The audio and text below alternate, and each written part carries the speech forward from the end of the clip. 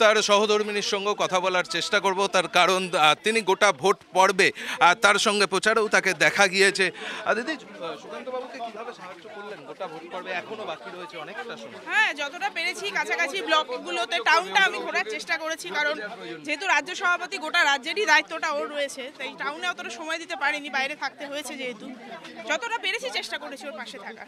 গরমের মধ্যে গোটা রাজ্যের পরে তাকে চষে ফেলতে হবে, ইতিমধ্যে শুধু বালুরঘাটেই প্রচুর সময় দিতে হয়েছে যেহেতু।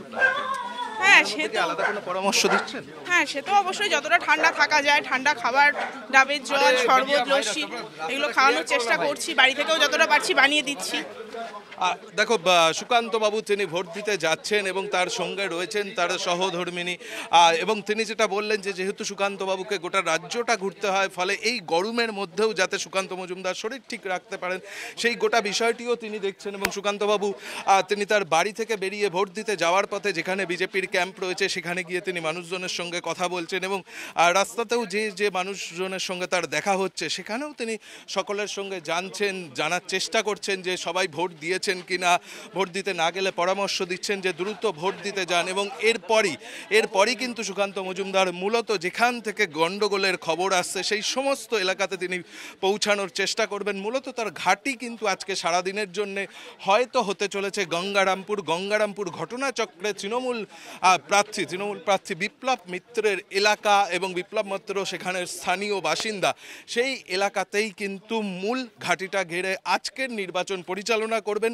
এবং তপন থেকেও বেশ কয়েকটি খবর এসছে, এবং যেখান থেকে ভোটকে ডিস্টার্ব করা হচ্ছে অন্তত সুকান্তবাবু যে অভিযোগ করছেন তা নিয়ে তিনি ইতিমধ্যেই স্পেশাল যিনি পুলিশ অবজারভার রয়েছেন তার সঙ্গেও কথা বলেছেন, নিজে কথা বলেছেন, এবং বিজেপির যে দলীয় নেতাকর্মীরা এই বালুরঘাটের দায়িত্বে রয়েছেন তারা তাদের মতো করেও কিন্তু অভিযোগ ইতিমধ্যেই জমা করেছেন।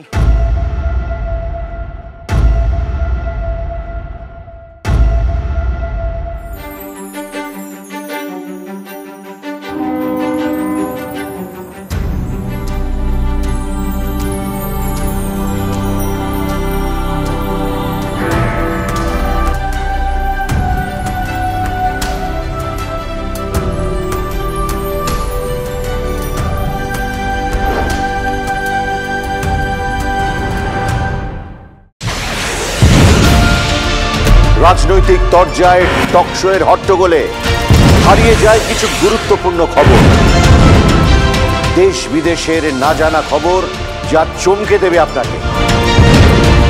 সেই খবরই নিয়ে আসি আমি আপনার সামনে।